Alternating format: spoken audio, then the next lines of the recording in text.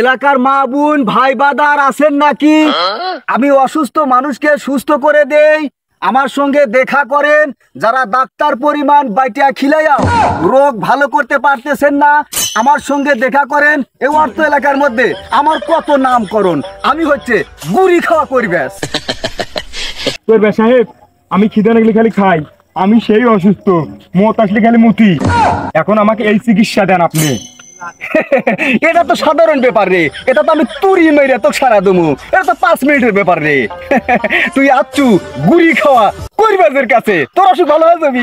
তোর বাড়িতে কি ধাড়ি ছাগল আছে? দাড়ি আলা 8 দাঁতিয়া আছে?